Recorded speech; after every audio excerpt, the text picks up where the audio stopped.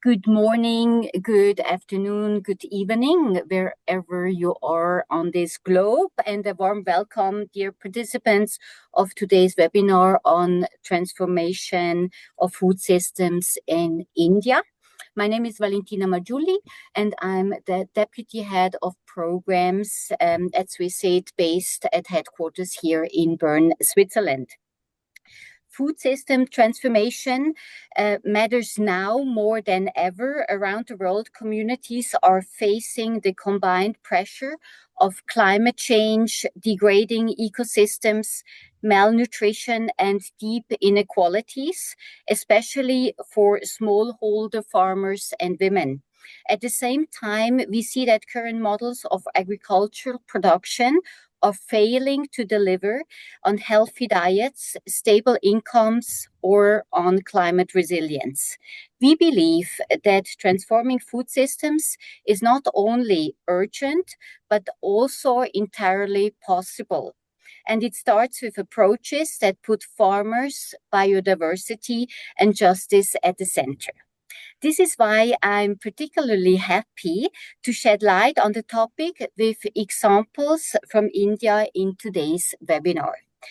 I'm very honored to briefly introduce to you a great panel of agricultural experts and practitioners.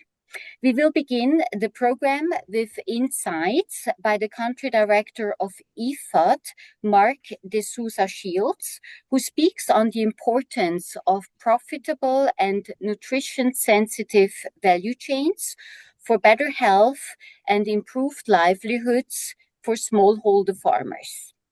Followed by a short video on lessons drawn from SWISSAID's project Crops for HD, which is implemented in India, Chad, Tanzania, and in Niger.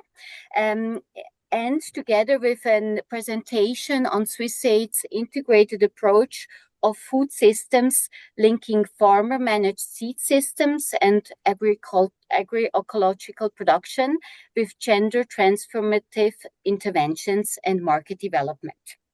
We will also learn on how to scale up natural farming to boost yields, income, and climate resilience with evidence-based information presented by Vijay Kumar.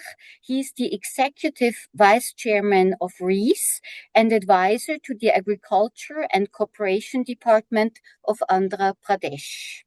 We then continue with a presentation by Rajeev Ahal, the Director of Natural Resource Management and Agroecology at GIZ India, who will inform us how GIZ is transforming agriculture and food systems through strategic government partnerships at the provincial and national levels. And then our speaker, Shalmali Guttal. She's a senior analyst at Focus on Global South and a member of the IPES Food Panel and the UN Working Group on UNDROP. She will provide us with a synthesis and framework in her keynote speech, which centers on linking India's issues with global discussions on food system transformation. Shalmali will also lead us through the sessions as a moderator. Before wrapping up, we will have a Q&A session where you can ask your questions. And we are closing the program with actionable takeaways provided by Kavita Gandhi. Kavita is our country representative at SWISSAID India, and she will focus on the links between neglected and underutilized species with market development and women's empowerment, resulting in improved diets and incomes. Before we start the program, a few information. I would like to mention that due to many attendees, we will keep the cameras and the microphones closed apart from the speakers, but you will be able to post your questions, please, in the chat, also during the session, so that we can also process the questions when they come in. And the webinar will also be recorded. And now, with no further ado, I wish us all a very interesting and insightful webinar, a learning experience. And I'm now handing over the microphone to Shalmali. Thank you very much. Thank you, Valentina. And thank you very much to SWISSAID for organizing this very interesting discussion and for inviting me to be a part of this discussion.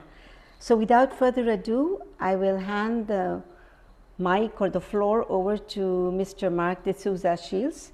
Is the presentation on? Yes, we see it. We see it. No worries. We see it. Yep. Okay. Go ahead, please. Okay, one moment, please. So I trust you can all see it. Now, I'll just go as quickly as I can. IFAD has been working in India for over 4 decades. We're a special agency of the United Nations. We're also an international financial institution. We've had about 32 programs approved in India since beginning our work here for about $4 billion. About 1.2 of that is IFAD financing. Now, over this period, we've reached more than 600 million rural households. And our focus is always on smallholder marginal farmers, women, youth, landless household, tribal communities, rain-fed communities, climate vulnerable regions. And geographically, we've worked through a mix of states from the very south to the northeast of the Himalayan tribal areas. You can see that. You can see my screen with the presentation. And currently, we have just 6 projects going on for 1.4 billion in financing. Now, so just quickly about our approach, we call it kind of the financing plus approach. It means we finance and we do capacity building or some kind of combination of soft asset and hard asset development. So what it means is community capacity development, local institutions, the farmers themselves, and increasingly farm enterprises. Yeah, these are the kind of enterprises that really do drive rural economic rural economies and food systems. And that combines institutional strengthening across access to finance markets, target enabling infrastructure, the whole sort of agri-ecosystem approach. And there's a reason why I'm mentioning this, and I'll come to it in a minute. But for today's discussion, I want to focus on three things. One is agroecology value chains project, which was it's a project that's aimed to test out the business case for agroecology. And then I want to look at what agroecology looks like in our sovereign finance programs. And then finally, a few lessons learned about systems development or policy level development. Okay. So for the key question here is whether or not agroecology is not only sustainable, but also economically viable across food systems. Now, we see good evidence that it works for smallholders, anecdotal evidence, and some systemic evidence. But what's less clear is whether it's working for enterprises and value chain actors, which can attract market demand and mobilize financial scale.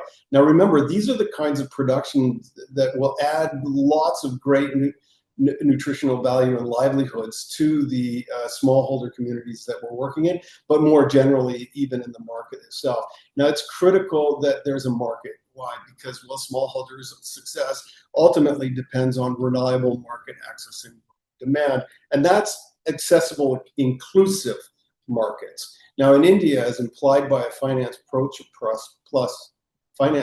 approach, which I mentioned, IFAD doesn't treat agroecology as a standalone within its integrated programs.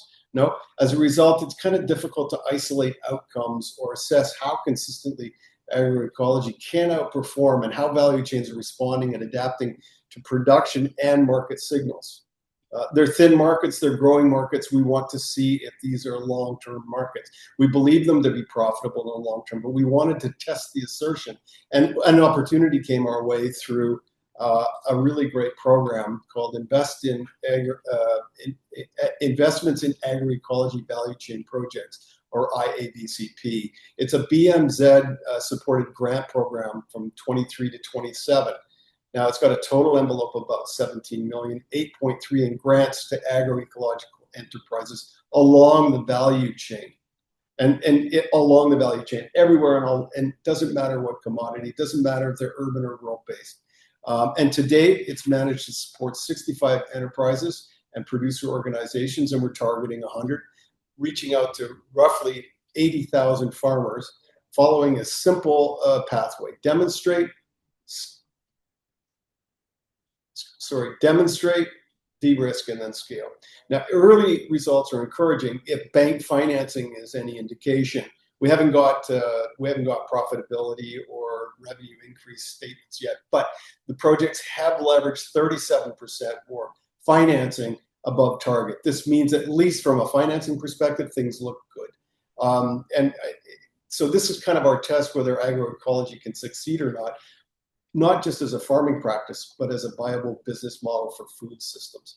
Now, just quickly to take a look at how it works in our sovereign portfolio and the Finance Plus lens, we have a project that was operating in Mizoram and Nagaland, primarily Mizoram, and replacing the traditional June or slash and burn like cultivation. And we wanted to do this gradually, so we supported a transition to agroecological farming production and promoting integrated market access support systems, also strengthening local institutions and progressively linking producers to markets. And this approach has really helped. And a couple of examples, we've seen many or several micro and small enterprises grow, some with regional trade, some with just local trade in juices and chili and ginger. And we also had our first buyer-seller meet in Mizoram recently. And we got several contracts made with large companies operating in bigger state economies throughout India. So demand, it seems, is there, is both kind of vibrant for at local and the national level. Now, some things that we've learned or takeaways trying to do sort of a systems approach is agroecology does not fail at the production level. Farmers will adopt it. Rather, the constraints seem to be more at the farm gate, in trying to get a good price for their production, in markets, finance, and regulation. So that financing plus approach to developing the market seems to work. Certification, of course, is a key. We want participatory guarantee system, which is more inclusive, while the only certifier right now is the National Program for Organic Production, which is expensive. It's good, but it's expensive, and it's useful for export markets, but it's not particularly accessible for smaller producers. Government regulatory procurement rules, well, they often are designed for larger firms, and that's exclusive. At the same time, the transition from conventional to natural, obviously a lot of risks, and that's difficult for smallholder farmers who are working with very little risk margin for risk. And we also, and very, very importantly, from a systems perspective, agroecology cuts too many sectors, and it's right across the governments. Different. For those of you who have a keen appreciation of India, you'll know that you have to go across 5 or 6 ministries at the national level, and then again at the state level, before you can get any good understanding of what's going on, and then trying to push any kind of change. And we're trying to do that with agroecology roadmaps through the IABCP program. So to summarize, the Finance Plus approach shows that climate adapted and natural farming can be profitable, but the market viability is not completely proven yet through the food system. Testing agroecology through focused value chain enterprise development seems to be the key. We're really seeing some good demand side signals, and production is responding. And at the farm level, of course, it's easy if there's a market for the farmers to respond, but to doing so at scale needs this kind of financing plus approach. So strengthening the value chains, enterprise support, reducing regulatory barriers, improving value chain efficiency, and enhancing cross-sectoral coordination. So I'll leave it at that, and my apologies again for my management of this system. And I'm trying to unshare now. Thank you very much, Mr. Shields. That's impressive. I didn't even have to turn on my camera to wave at you. There's so much great stuff going on. I'm looking so much forward to hearing the other presenters. So thank you for your time, and thank you for this very important and very timely seminar. Thank you. Over. Thanks. Okay, so I think we are going now to Kavita Gandhi. Is that right? Yeah. Okay. Hello, everyone. Can you see my presentation? Yes, we can. Okay. Okay. So, hello everybody. I'll be speaking about SWISSAID's experience in transforming food systems. This is based on the project Crops for HD, which is consumption of resilient orphan crops and crop products for healthier diets. We are at the global level, it is a consortium of SWISSAID, FEEBLE, and AFSA. And in India, the implementing partners are Bitti Bhumi, TRCSE, Sehat Samruddha, and RRA Network. Now, coming to the project context, this project we are implementing in 3 states, and we are working mainly with the rain-fed farmers and who have around 2 acres of land or less. The challenges are the prevalence of industrial agriculture in these areas, the loss of agrobiodiversity. There is low awareness and demand for farmers' varieties, which translates into low area under neglected crops. The availability of quality seeds of farmer varieties is a big issue. The diet quality is poor. The government policies could be more supportive. When we look at the shift from the traditional to the industrial agriculture system has marginalized women's knowledge systems. And we also find that though women do around 60 to 70% of the work in agriculture, they are not recognized as farmers. Climate change and disasters are having a big impact in this area. And malnutrition is a big problem. We see a lot of stunting and wasting in children, and anemia among women of the reproductive age group is also very high. The project goal is to improve food security and nutrition. I don't know how many of you know, but around 75% of the calories we eat comes from just 12 plant and 5 animal species. That's why in this project, we have decided to focus on agrobiodiversity, and we would like to see more agrobiodiversity in the farmers' fields. And we realize that if this is to be achieved, then it has to be reflected in the consumer's plate as well. So looking at that, we have formulated 3 outcomes for this project. One is that the demand for farmers' varieties and neglected crops increase. Second, that the peasants grow these crops, and by doing so, they also earn a decent livelihood. And there are supportive policies from the government side, especially for farmers' varieties. We have selected 33 neglected crops to focus on. Now, coming to the key strategies, we are looking at 5 main strategies. We are looking at transforming the production system, transforming markets, looking at building women's leadership, institutional strengthening, and policy engagement. In my presentation, I'll be focusing only on a few strategies as the time is limited. So as SWISSAID, we believe that working on farmer-managed seed system is a critical part of food system transformation. If we look at the current food system, we know that it is not delivering on nutrition. And so farmers' varieties, neglected crops, they have high nutrition content. Secondly, if we are thinking about building climate resilience, also we need to think about farmers' varieties. We have many varieties which can come up in saline land, which can withstand drought, which can withstand floods. So from that point of view, also it's important to think about farmer seed system. And thirdly, farmer varieties are the foundation of an agroecological transformation. So in this project, we have worked on strengthening the entire system. We started with collection of seeds of moose, setting up participatory varietal trials. Then women and men farmers visited these trials, selected the varieties that they prefer. These varieties went into seed multiplication and exchange. They reached the farmers either through exchange or sales. And then we have seed storage and seed conservation as very, very important components of this in situ conservation and utilization of agrobiodiversity. Now, the second key pillar has been women's leadership, promoting that as a part of food system transformation.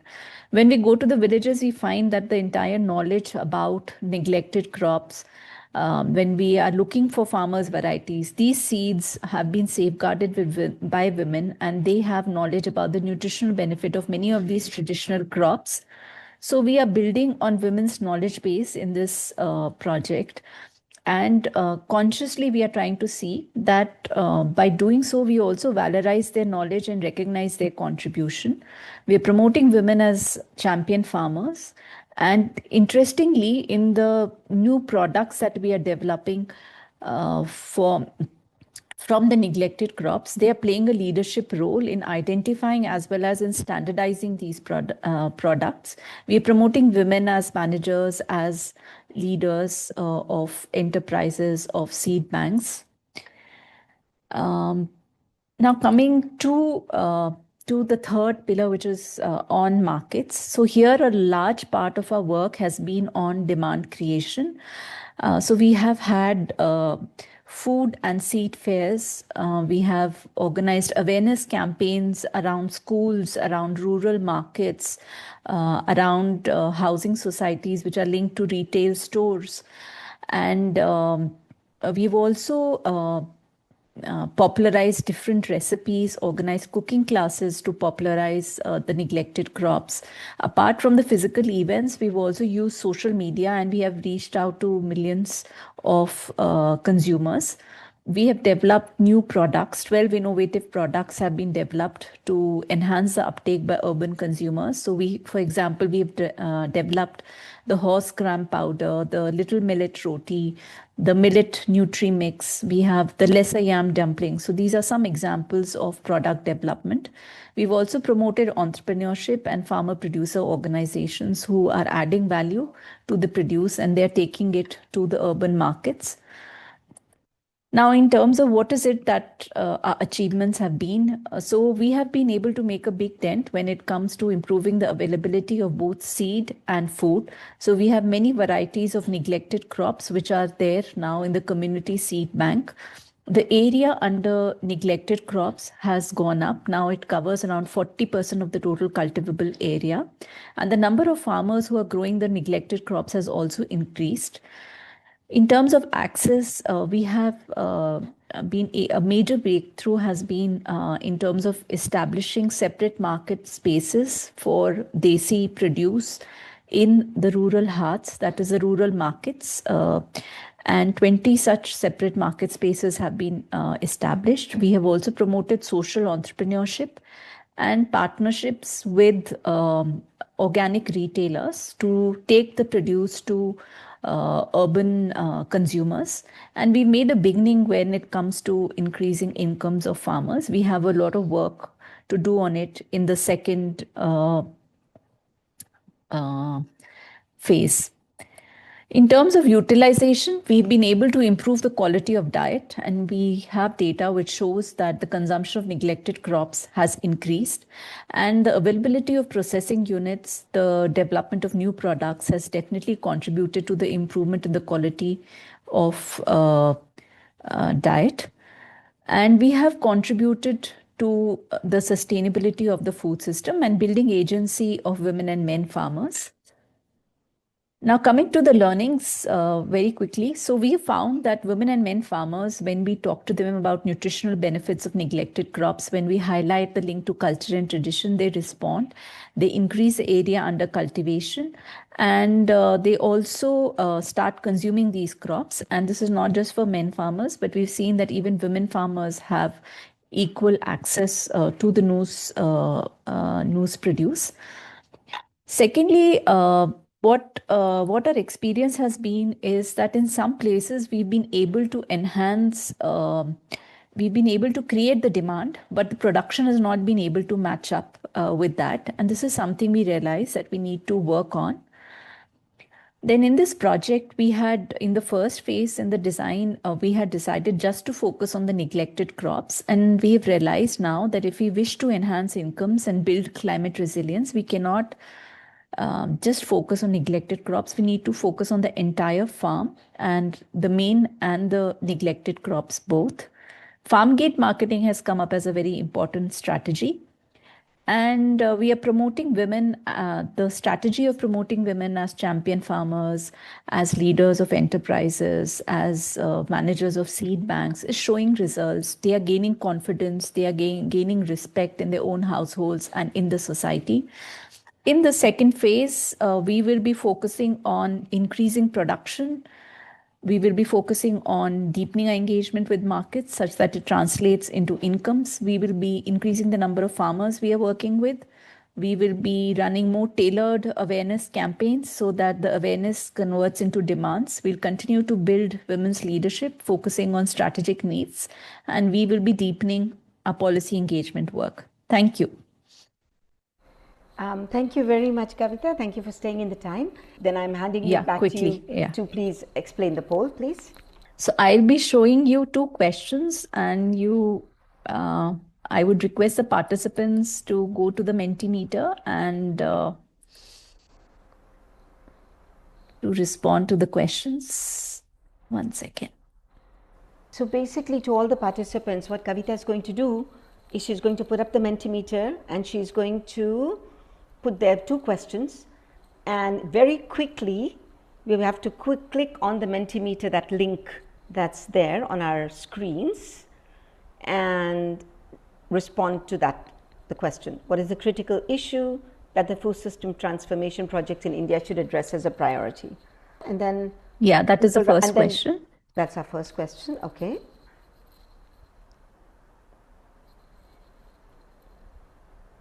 So these are the results of the first question.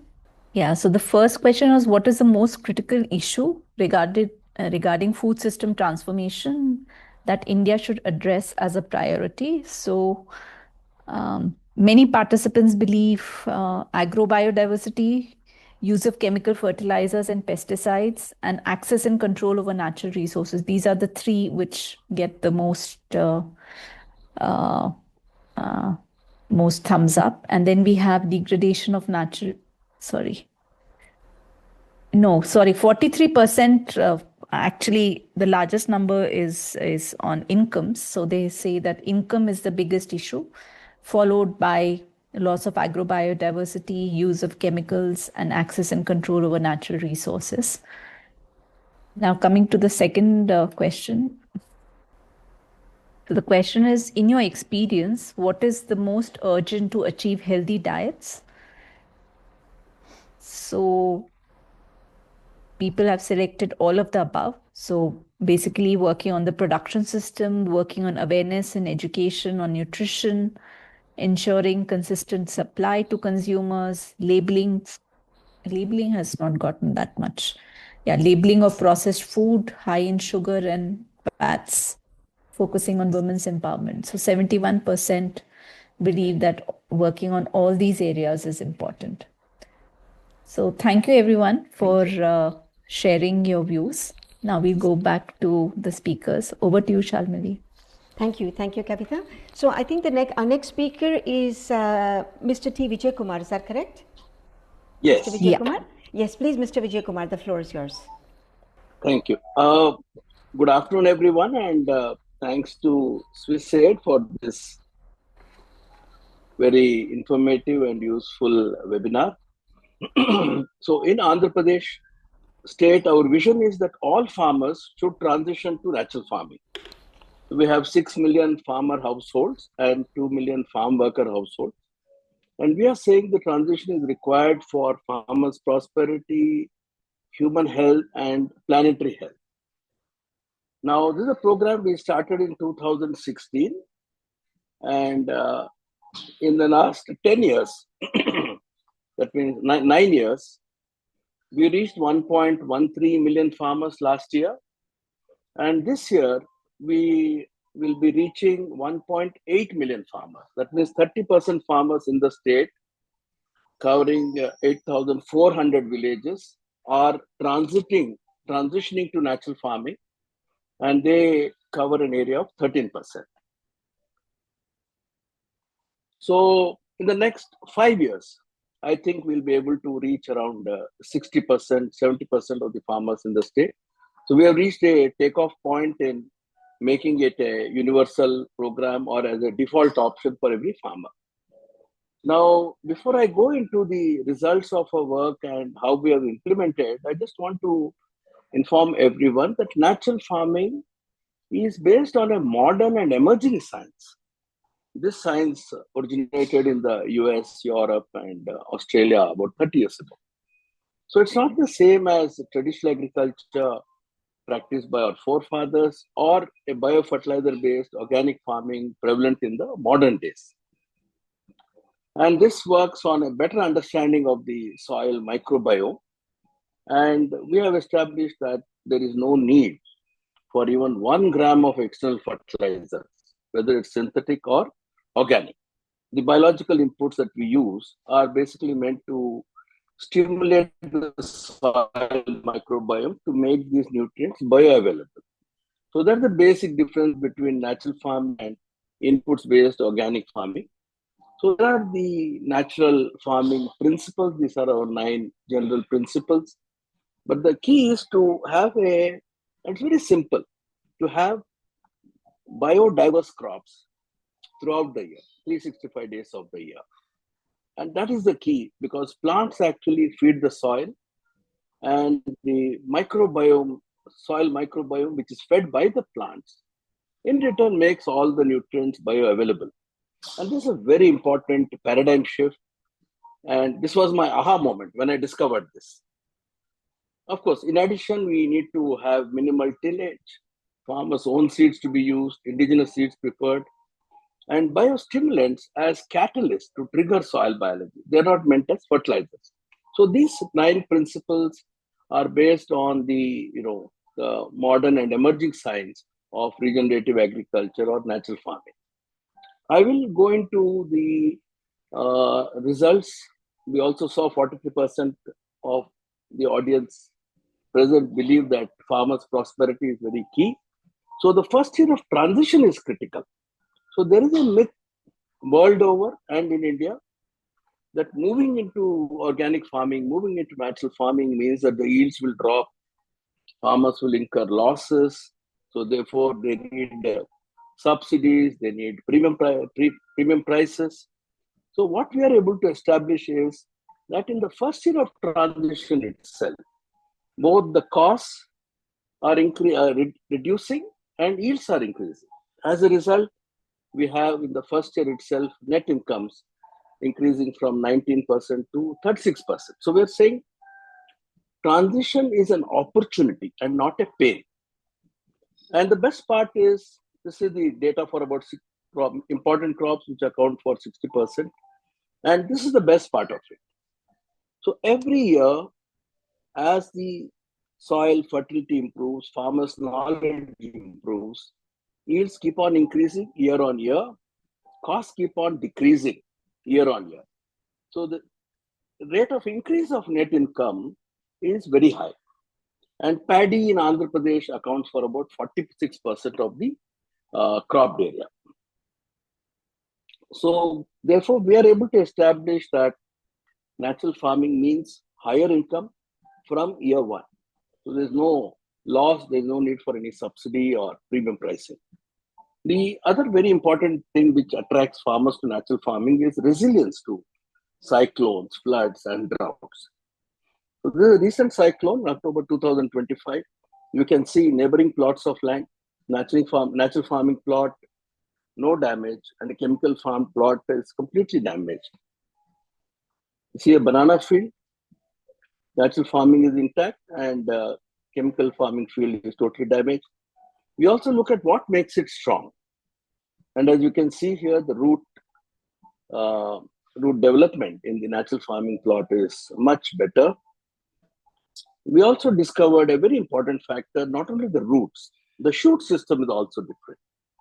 So the shoot is stronger. As you can see, the cell structure is intact here, natural farming, whereas in the chemical farming, the cell structure is totally gone. So the shoot system is strong, the root system is strong, and the roots are very tightly bound with the soil particles. So the resilience is one of the biggest attractions because our state is subject to a lot of cyclones, floods, and droughts. We also find that plants are healthier in natural farming. So this is a test of that. This is a refractometer. chemical field is only 5% bricks value. Natural farming 3 years is 15%. So 3 times. This again, cyclone in 2023. I won't present the video, but I would strongly recommend people to watch this. Then in terms of implementation, government has taken the key role. We already spent around 1,200 crores, which is around $200 million over this last 10 years. And in the next 5 years, we will be spending close to 3,000 crores to take this to every farmer. Government supports it through the convening power. All the district collectors, heads of department are totally supporting natural farming, including the agriculture department. Our knowledge has been very dynamic, improving every year. But the most important factor has been the social capital, the women self-help groups, the women's federations. And our extension system is farmer to farmer. So the best practicing farmers are the trainers.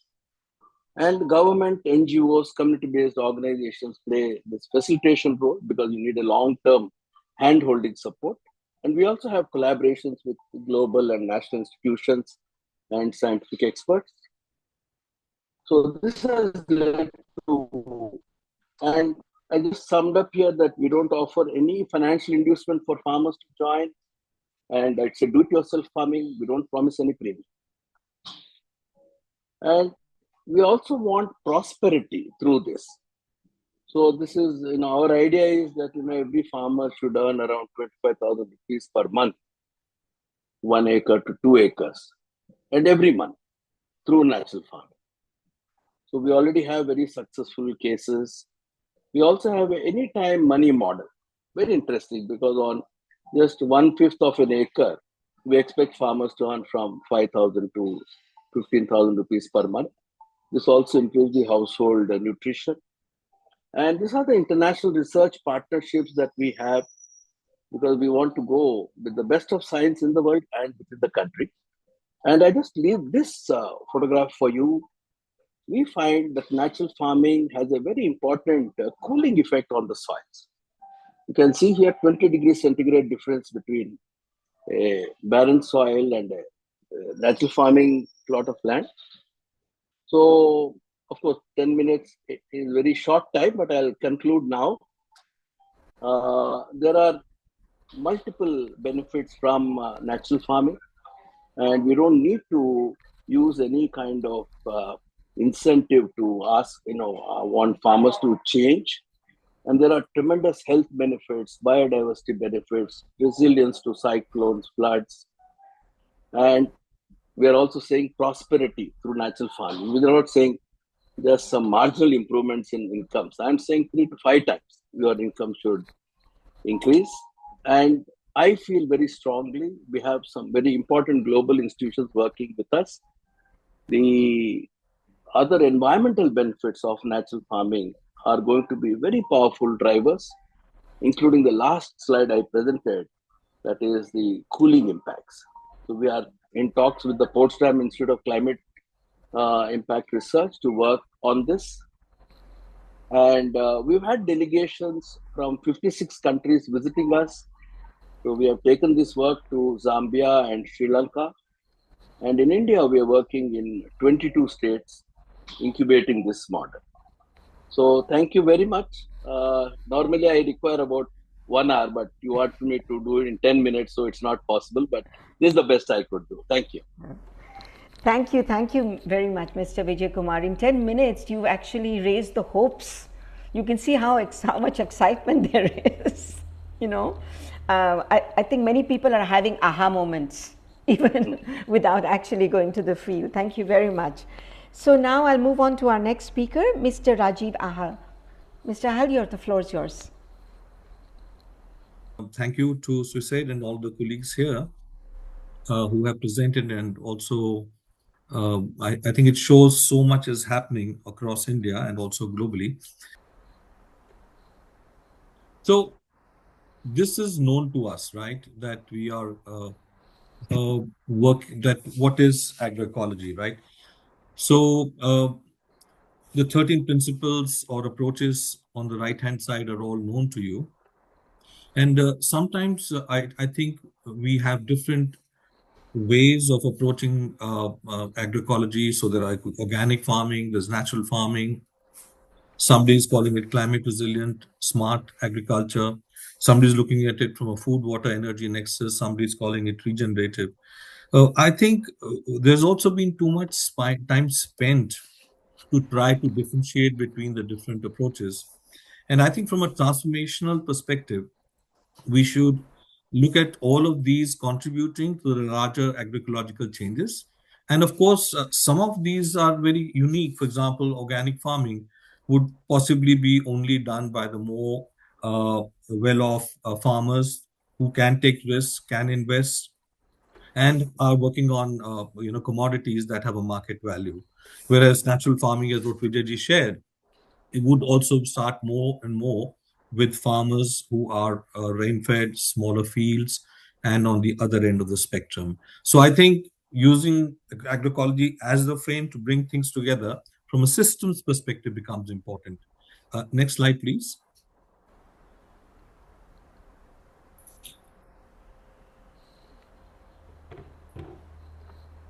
Yeah. So what have we been learning? So if you really see, there are multiple agencies and initiatives going on. And a lot of focus has been on the production systems, which is more the push.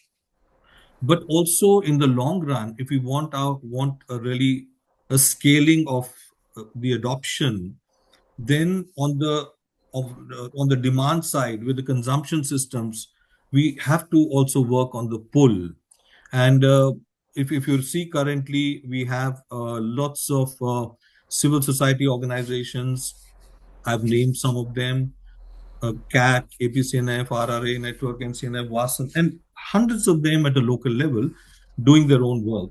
But there's a need to bring all of this together. So the consortiums and the networks become very important to bring this knowledge together, and especially the lessons and the learnings, because some of the package of practices may be more specific to an area.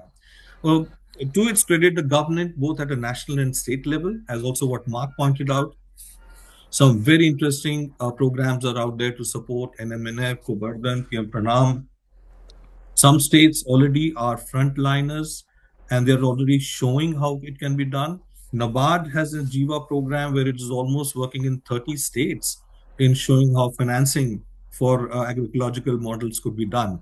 So there is a number of things happening, and the most interesting part is that ICAR has now initiated trials, just like what Vijay ji shared as well, in almost 540 KVKs. So a lot of the evidence building is now slowly also happening from within the government system. Now, on the pull side, what is it that we need to do? So how do we really make the value chains end to end? How do we look at the financing for the entire value chain, the handholding and the support necessary at every level? So this is not just the farmer groups, but also intermediary groups that are processing the markets, linkages to markets that were talked about. You, Kavita, mentioned about quantity, quality, seasonality, traceability, certification, branding. So we don't need to do this for all. But as you go up higher and higher into the value chain, and we're looking for more, far-off customers, especially for abroad, then some of these things start becoming important. But I think the trust and the confidence locally, it happens very easily in the local markets where people know and can see. But as we go further and further from points of origin, some of these start becoming very important at a systems level. A fair, local, and dependable markets, especially through digitization and logistics, e-logistics, are increasingly becoming important. And what we see in Ninja Cards and many of these startups doing could be some things that we need to bring together on the pull side as well. Consumer awareness and demand creation, I think we need to do more of it. But also, in some states, there's been a good experience of including some of the more regenerative produce into the MSP process, Also, midday meals in Odisha are using it. So pulls also from the government and procurement side we need to look at. And of course, increasingly export within the country. So from one region to another and outside. And I'm deliberately calling it an export from an area that it works. So now what we are realizing in the work, also working with other civil society organizations, is one is to have an approach which is across the board, like what Andhra is doing. But also one may need to look up at the 15 agroecological zones across the country, determine or define at least some agroecological zones which are a landscape, at least at a block level, and bring all of these key programs, institutions, efforts together, and also learning from other places to really show impact at the scale where then it could, others nearby could learn from it and spread it. So having this agroecological zone, which leads to similar crops and similar markets and similar traditions and cultures, I think that is something we need to work on. Next slide. Now, there are these three kingdoms. So when we're looking at food systems, it's not one food system. At a local level, the people through their own traditional foods, the neglected or forgotten foods, through the local, are already doing their own production and consumption. Now, how do we impact on it? How do agroecological interventions work at the level of local cultures? How do we teach people to grow foods in a more nutritious manner? How do we enhance the local markets? How do we go beyond the myths that may be there and bring in the science that Vijay Kumar ji talked about? And how do we show the impacts of resilience? So at a local level, there's a whole body of work that is going on, which needs to come together. On the other side, we talked about all of these government public-driven food systems. So it also, in my area, for example, we were eating traditional foods till PDS came. And the fancy white rice became the rich man's food, which poor people could eat, and it's happening everywhere.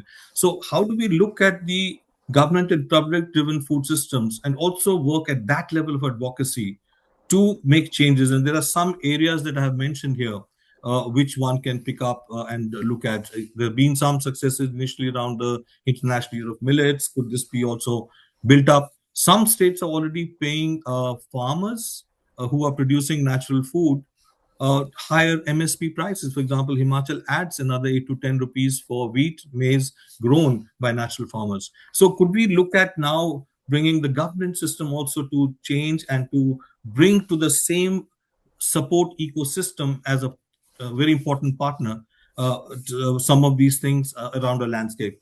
And the last area is, of course, the private sector. We cannot let go of the private sector. And we, of course, need to work with the large FMCG companies and enhance their, uptake of natural foods or sustainable foods from beyond 3 to 5% of what they're doing. But one very interesting lesson that is coming out is that the startups, which don't work with traders, but actually become the gap fillers between farmers groups and the large buyers, are a very important role player, and we need to work more and more with them. So there's this. So I think with the whole food system transformation that we're talking about, some of us are doing one part or the other. My question and our concern is, how do we bring all of this together in a support ecosystem? So there are about 11 landscapes in India where this is being tried. I can share the list later. And these could be areas for us all to cooperate and collaborate and bring our strengths, knowledge, resources, and bring all these partners in a convergence process. So that's it from my side. Back to you, Kavita and Shalmali. Okay, thank you, Mr. Ahal, for staying in the time and giving us a very comprehensive systems approach presentation on agroecology and transitions. Now I'm looking at the time. We are almost to the end. But what I will do is, since I have prepared my remarks and trying attempts to synthesize, let me try in the next 10 minutes to make a quick synthesis, and then I'll hand it back to Kavita to decide whether we can do any questions and answers. No? So first, let me thank again all the presenters for these very strong and interesting presentations, and I think it makes my sort of responsibility or task of trying to bring some lessons together much easier. Now let me see what the key common findings are, because all the presentations make extremely strong cases for support, for governments to support and promote food systems transitions towards agroecology and away from industrial agriculture that is dependent on agrochemicals and long food supply chains, and then try to alleviate negative social, economic and environmental impacts. So the key common findings that I saw among all the presentations was that agroecology works well for small-scale producers, small-scale food producers. The challenges are much more related than with the farm, moving from the farm gate and then into appropriate markets. Transitions have resulted in net income increases through the reductions of uses of synthetic inputs and other costs, the integration of farm animals, increases in yields. There's an increased resilience to floods and pests, generally improved soil quality, increased biodiversity and crop cover, an increase in the use of native and indigenous seeds. And indigenous and native seeds are central to these transitions. They build agency and self-reliance. They strengthen food and nutrition security. All of you emphasize the links to culture and tradition, and that seeing the success of other farmers are very important in these transitions. Then, of course, the importance of farm gate and appropriate marketing processes for income from agroecological production and transitions. So these would include territorial markets, markets that are embedded in local, regional, social, economic contexts, which I'll come to later. The promotion of women as community leaders and entrepreneurs is important in agroecological transitions. Women are role models for their children and families because they also have the additional responsibilities of care, of ensuring community knowledge, and in many communities they are the seed savers and biodiversity protectors. Then there was the emphasis on continuous learning, building local regional knowledge systems through collaborative research partnerships. And then what I picked up from all your presentations is the importance of adequate support that's needed across agroecology systems.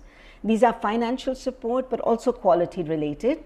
For example, in terms of certification, the removal of systemic bottlenecks and unevenness in official and public support for these transitions, which includes alleviating economic risks, creating demands from consumers, linking institutions and gathering evidence for successes, and also the kinds of supports needed. Now, these findings resonate with the experiences and proven track record of agroecology from other regions in the world. Now, Mr. Ahal already shared with us the commonly accepted principles of agroecology. I won't go into that, but I would like to just say that looking at it holistically and systematically, agroecology is at the same time a way of life that recognizes and respects humans as a part of nature. It's a science, but not a prescriptive science. It is a science that is based on local application of these basic agroecological principles, which include diversity, adaptability, solidarity, the sharing of contextual knowledge, autonomy, culture and food tradition, social values, and so on. It's also very importantly a knowledge system, a set of methods and practices, and a movement for social, ecological, and economic justice. Now, there's a lot of documented evidence on the success of agroecology, and from across the world and across different actors, whether it's social movements, academics, government agencies. You can find this on the FAO Knowledge Hub on agroecology. And the evidence shows that diversified agroecological systems are much more resilient in the face of extreme weather events, whether it's droughts, floods, hurricanes, fires, and also pest and disease attacks. And there's evidence to show that agroecology builds social economic resilience through diversification and production, which again increase food and nutrition security, the integration of ecosystem and biodiversity, conservation with production ensures revival of local and neglected food sources, and reducing the dependence on external inputs and commercially promoted conventional crops then reduces vulnerability to economic risks, to debt, and to small-scale food producers abandoning food production altogether, which is an extreme danger that we are facing not only in India, but I think across the world. Now, if we look at the global context, and the state of food insecurity and nutrition in the world in 2025, that reports that about 2.3 billion people in the world are estimated to still have been moderately or severely food insecure into 2024, out of which up to 720 million people faced extreme hunger. Now, although these numbers are marginally better than earlier years, but the world is facing crisis after crisis. So although we got through COVID, the climate crisis is accelerating. Food prices rose throughout 2023-2024, pushing up the average cost of a healthy diet globally. And again, rising staple food prices have put additional pressure on the diets of low-income households and the working classes. High food price inflation is placing healthy, nutritious food out of reach for much of the working classes. Now, in the international panel of experts on sustainable food systems, IPES Food, we have been conducting research to identify the essential elements of the kinds of food systems we need to face the future and to assess current models against these criteria. And again, you can go to the IPES Food website. I can paste all these links to you in the chat later to see these. Now, one of our recent publications, which is called Food from Somewhere, explores what kind of food systems can build resilience and help to fulfill the right to food by nourishing people around the world equitably and sustainably. And what we do in this report is we laid out what resilience in food system means. And this is especially important as resilience is a term that's being very widely appropriated and perhaps misused by corporations and those in the industrial agriculture lobby. So when discussing food system resilience, we think it's key to consider power dynamics and to explore resilience for whom and resilience in the service of what goals, which broader goals. So what we did in our report is to focus on resilience that delivers food security and livelihood and ecological sustainability benefits for the many, not for the few, particularly for small-scale food providers and workers and for the other marginalized populations. We found three very broad pillars in our understanding of resilience. One is the issue of resilient livelihoods, communities, and cultures, which includes autonomy and agency, diversity, social cohesion and local food cultures, equity and access. Then there's resilient environments, which has ecological integrity, biodiversity, feeds directly into agroecological production. And then there's weathering and adapting to shocks, flexibility and redundancy, management of connectivity, preparedness. All these then would be underpinned by the adequacy of resourcing and official and unofficial support in helping agroecological transitions and moving agroecological production further and into the easy access of various consumers, not only the, upscale urban middle class ones who can consume organics, but majority of the country and majority of the working class. Now, these resilience attributes overlap closely with the elements of agroecology as defined by the FAO, but more important, as defined by the social movements who are part of the food sovereignty movement all over the world. And the centering of power relations and attributes like economy and agency, of course, make it very important that we are talking about agroecology and food sovereignty, not only food security. Now,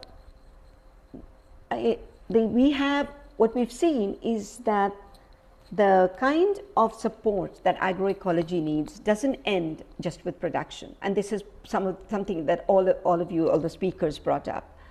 And a very significant aspect of agroecological transitions are making sure that the agroecological production and the demand for agroecology is built through particularly targeted markets. And these are what we call territorial markets, local markets, or rather markets that are embedded in social economic context. And our research shows that a very significant share of food production and provisioning, as much as 70%, continues to take place wholly or largely outside of corporate food chains and in these territorial food systems and territorial markets. And these are vibrant food provisioning spaces that are formal and informal, where relationships are built, where smallholders, small-scale vendors, processors, and others are in positions of significant autonomy. They're characterized by diversity of actors involved, the kinds of food sold, the different types of processes. They're multifunctional in that they extend beyond economic exchange to social, cultural, medicinal, and other functions. And most critically, they're rooted in territories and communities, playing multiple roles within them. They offer food from somewhere, so people are in touch with each other. They know where their food is coming from, so there's an issue of trust. So this kind of trust is the best form of certification. And our evidence shows that these kinds of markets in agroecological transitions build food security and resilience on multiple fronts, and they have demonstrated increased food access, health, equity, and environmental outcomes while boosting community cohesions. And these markets are very important to agroecological transitions, building climate resilience, but also enhancing nutrition and women's empowerment. And again, you can read the details in the report. Now, in closing, what I'd just like to do is locate agroecology in the framework of human rights and food sovereignty. Now, food is an individual and collective human right. So the right to food is the right to have regular, permanent, and unrestricted access to qualitatively adequate and sufficient food corresponding to the cultural traditions of people. Now, this can either be directly from productive land and other natural resources or through purchasing and well-functioning market processes. Now, the general comment number 12 of the United Nations Committee on Economic, Social, and Cultural Rights elaborates the right to food such that actually this elaboration of the issues of adequacy, access, sustainability, cultural acceptability, and the issue of the sustainability of food availability really dovetails completely and very well with the whole concept of agroecology and agroecological transitions. And then the same definition, the same elaboration is then elaborated further in the paradigm of food sovereignty, which has become now, widely accepted not only by food sovereignty practitioners, but the food sovereignty movement globally now includes governments from a range of countries, not only from the global south, but many in the global north as well. No? Because what food sovereignty does is it frames the concept of adequate food in the right to food paradigm. It's a right of people to healthy, culturally appropriate food through ecologically sound and sustainable methods, and their right to define their own food and agriculture systems. So it puts those who produce, distribute, consume food at the heart of the food systems and policies. And it prioritizes local and national economies and markets. It empowers small-scale food provision, and it prioritizes and strengthens, again, national economies and markets. So this goes back to the systemic approach that Mr. Ahal was also talking about. And here I want to highlight the importance of the United Nations Declaration on the Rights of Peasants and Other People Working in Rural Areas, UNDROP, in advancing agroecological transitions. I request all of you to please read this declaration. It's a very forward-looking, I think it's a declaration that is perfectly, how shall we say, matched for the current context today, but also moves us in a time in the future. UNDROP recognizes the contributions of peasants, rural small-scale producers, and rural workers in all regions of the world to the development and conservation and improvement of biodiversity, which then constitute the basis of food and agricultural production, and their contribution in ensuring the right to adequate food and food security and food sovereignty. Almost every article in UNDROP lays out measures that support agroecological transitions in food systems and building resilient, sustainable food systems by protecting and fulfilling the rights of peasants and rural communities and workers who feed majority of the world's people. And notable in this are Article 15.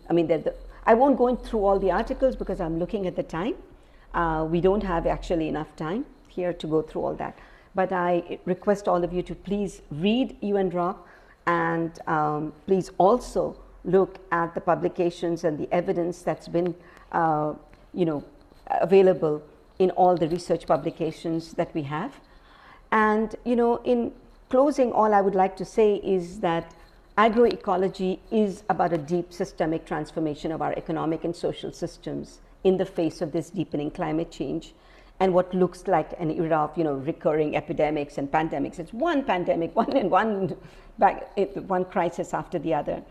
And it is integral that this, paradigm shift in this, we need to move from overproduction, overconsumption, and environmental destruction towards living, producing, and consuming within our planet's carrying capacity, and aligning ourselves with nature and earth systems rather than trying to dominate them, because we're never going to be able to win over Mother Earth. She will always prevail. So we need to live within the limits that Mother Earth is showing us. So why don't I stop here? And what I don't know is whether we have any time for questions. So Kavita and Valentina, maybe you can help us here. Yeah, we can, I think, take quickly 2 questions. Okay. So I think the first, the question is related to governance. Is local self-governance an important option for enabling food system transformation? Okay, who would like to take this question? What are the 2 questions, Kavita? And then we can, one is on local self-governance, and then? And the second one is to SWISSAID about how we are measuring improvement in quality of diets. Okay. So I'll give the SWISSAID one to you later, but let's see which of our, maybe all the speakers may like to say something. Mr. Ahal, Mr. Vijay Kumar, Mr. Shields, would you like to say anything about governance very quickly? Maybe I could go Please. first just to get it rolling. So I think in some of the work that we're doing, the local governments, especially Zilla Parishad and Block Parishads, are highly interested because it leads to, they see the connect to livelihoods, and they also see the connect to local cultures and practices, and being able to converge the departments that are under their remit and who work under them. So there is a strong interest there. I think at a panchayat level, it has to be approached from a more cultural and more localized, traditional perspective. And I think a lot of the work that from Madhya Pradesh that taught us was around the behavior change, where with panchayats, we did cooking classes where the men were taught to now start cooking the more traditional and the more nutrition retaining way of cooking, not just the women. And there were competitions done by panchayats where then it became something as an accepted norm, and also the acceptance of doing nutrition dense food delivery took on a very cultural pathway. So I think at different levels there are different levers, and but there is a strong interest. It just needs somebody to work closely with them and support and do the hand holding. Back to you. Thank you, Mr. So, Mr. Vijay Kumar, please go ahead. Yeah, no, I think this is local governance is very important. In our case, our most important ally are the women. So the women self-help groups, the Federation of Women Self-Help Groups at the village level, because in Andhra Pradesh, 90% of rural women are organized into women's collectives. So our program of scaling up actually utilizes this platform.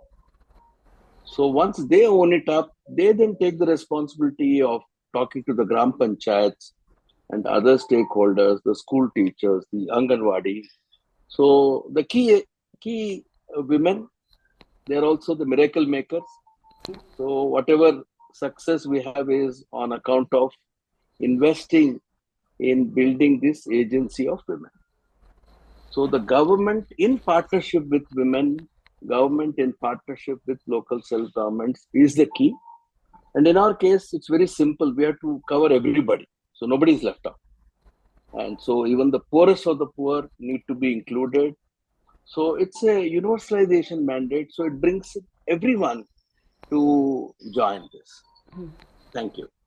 Thank you, Mr. Vijay Kumar. Marc? Yeah, thanks. I'm not sure how we are, how the questioner was defining governance, but there's kind of three levels for us. Sort of at IFAD, one of the things we do a lot is finance programs that involve farm organizations, producer groups, farmer companies, and these are absolutely fundamental. And the governance of them is quite important because that's where inclusivity really hits the ground, and that's where empowerment happens, and that's where voice happens. As long as these groups are well governed and everybody gets a fair and equal representation. Well, that's one level. The second level would be at the stakeholder level, at the local level, because as you noted in my presentation, it's financing plus, it's an ecosystems approach. And what we've been able to do in a lot of cases is bring together stakeholder platforms, with government, private sector, civil society, and most importantly, smallholders, who get an equal footing and have diverse voices, sort of brought to the table that allows for the community to plan what's best for them. What kind of infrastructure? Do they need market infrastructure, market access? What do they need? Financing. What do they need? Production. So that gets all sorted out in sort of an ecosystem approach. And it's proven to be difficult, but very effective. And the third area of governance, I would say, is quite important. And I alluded to in our lessons learned is, the fact that the institutions, large institutions, research institutions, civil society institutions, universities, research centers, and government, they really need to be have their governance structures in place and working well. So that siloism that I was talking about, right, to break that down so you can effectively and efficiently push change. I mean, it's taken 2 years for us to get conversations off the ground about value chain, agroecology, and the value of really catalyzing these enterprises. That's a really small piece, right? Okay, we got the easy piece. How do you catalyze these value chain businesses to actually help the smallholder farmers in an inclusive and equitable way? That's a small piece. But to push that forward, it's an ecosystem approach, and governance is vital, at least at those three levels. Other, I'm probably not even aware of. Thank you. Thank you. That's very important, very helpful. And my own experience in our research, and also the research that we have done during COVID and during times of other, crises and natural disasters and other, shall we say, very extenuating circumstances, is that it's actually people's partnerships with local government that's often yielded some of the best results. Because officials at the more local the officials, the closer that they are to the realities on the ground. Now, officials and governance is not only government. Governance also includes other members. There are donors, there are diplomats, there's also governance in terms of social movements, and farmers groups and producers groups have their own governance systems as well. But when we look at the issue of political support and systemic support, without political will and political support, we can't really go anywhere. And although national and subnational officials may have the right goals and objectives in mind, there are also so many other pressures, and there are so many, contradictory perhaps processes and bottlenecks, that the more local the officials are, the closer they are to the ground, and so they know the realities, and so and also they themselves are benefiting from strong local actions at the local level. So that ecosystem very often works very well in terms of doing this sort of collaborative research, documenting, supporting, removing bottlenecks, recognizing social cultural barriers to empowerment or to the participation of women or the participation of the poorest of the poor. In India, we also have the caste system, which again is a huge barrier, in governance. So yes, in summary, I think local governance is extremely important in agroecological transitions and in building resilience. So now I hand back to Kavita to respond to the SWISSAID question. and then perhaps close the webinar. Thanks. Yeah, thank you, Shalmali.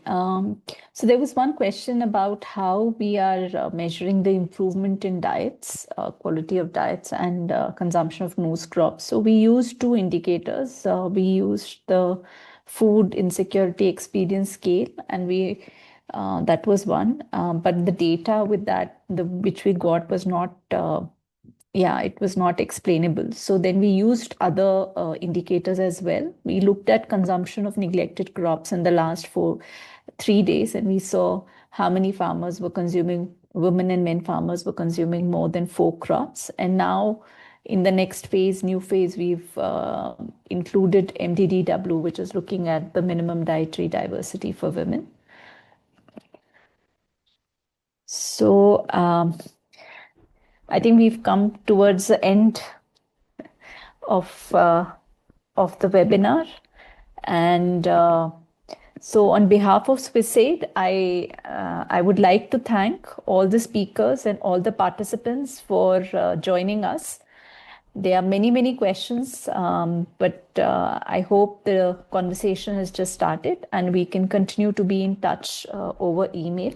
We will be sharing the recording with you, and we'll also be posting it on our website. If there's permission of the speakers, then I will share all the presentations with you as well. Thank you. Thank you. Okay, thank you very much. So much. Thank you.